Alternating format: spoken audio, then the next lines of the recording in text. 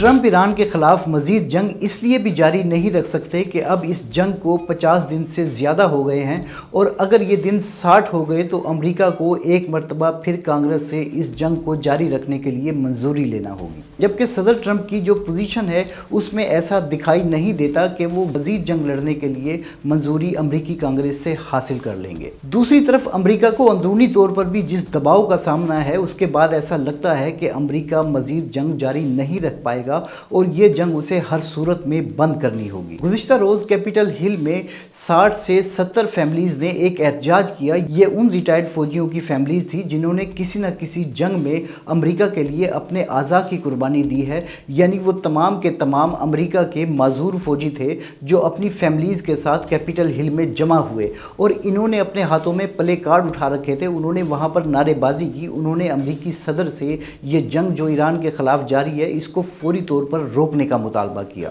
अगरचे ये 60-70 फैमिलियां बहुत थोड़ी हैं, लेकिन ये तमाम की तमाम अमेरिकी फ़ौज की तर्जुमानी कर रहे थे, क्योंकि अमेरिका पिछली 2 दहाइयों में या 25 सालों में जितनी जंगें लड़ चुका है, अमेरिकी फ़ौजी मुल्क से बाहर जितना वक्त गुजार चुके हैं, उसके बाद अमेरिकी फ़ौजियों में सकत नहीं रही कि वो मज़ीद जंगें लड़ सकें। और इसकी एक झलक हमें इस बात से भी देखने को मिलती है कि अमेरिका में अब नए फ़ौजियों ने भर्ती होने से इनकार कर दिया है, यानी अब अमेरिकी अवाम फ़ौज में भर्ती नहीं होना चाहती। इस रुझान में बहुत शदीद कमी आ गई है। इसके बाद अमेरिका ने एक ऐसा फैसला किया है जो खुद अमेरिका के लिए एक मजाक बन गया है, यानी उन्होंने फौजी भर्ती के लिए नौजवानों की उम्र की मियाद बढ़ा दी है। अमेरिकी फौज में भर्ती होने के लिए पहले 35 साल उम्र की हद मुकर्रर थी, जिसे बढ़ाकर अब 42 साल कर दिया गया है। यानी अब आपको दुनिया के मुख्तलिफ मुहाजों पर 42 साल फौजी भी लड़ते हुए दिखाई देंगे, जबकि पाकिस्तान या दूसरे बेशतर मुल्कों में ये वो उम्र है जिसमें फौजियों को रिटायर्ड कर दिया जाता है या वो रिटायरमेंट ले सकते हैं। ये सूरत हाल इंतहाई मुज़हका खेज़ है, और कैपिटल हिल में होने वाले एहतजाज ने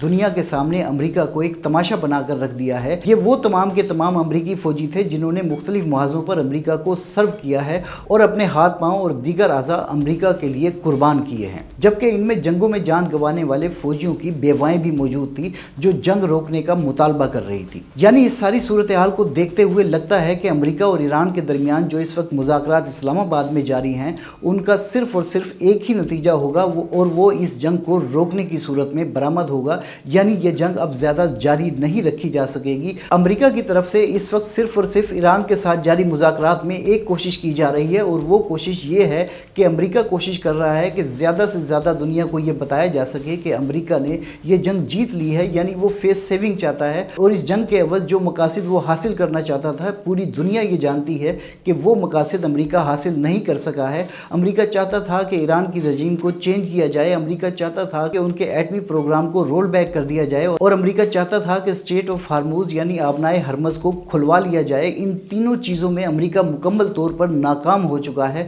अभी तक इनमें से कोई एक मकसद भी हासिल नहीं किया जा सका है, जिसकी वजह से पूरी दुनिया में अमेरिका की ताकत को बहुत शदीद धचका पहुंचा है। और अब अमेरिका और डोनाल्ड ट्रंप ये तमाम मकासद जो वो मैदान जंग में हासिल नहीं कर सके, उनकी कोशिश है कि वो मुज़ाकरात की टेबल पर हासिल कर लें। लेकिन दूसरी तरफ ईरानी हुक्काम भी अमेरिका के लिए लोहे के चने साबित हो रहे हैं, और वो मुज़ाकरात में भी उतने ही तेज़ हैं जितने वो जंग में तेज़ थे। जो कारकर्दगी उन्होंने जंग के मैदान में दिखाई, यही कारकर्दगी ईरानी हुक्काम टेबल पर दिखाने की कोशिश कर रहे हैं, और वो इसमें कामयाब दिखाई देते हैं। और ऐसा दिखाई देता है कि ये मुज़ाकरात भी ईरानी शराइत को मानने पर ही ख़त्म होंगे, यानी अमेरिका को मुज़ाकरात की टेबल से भी कुछ नहीं मिलेगा।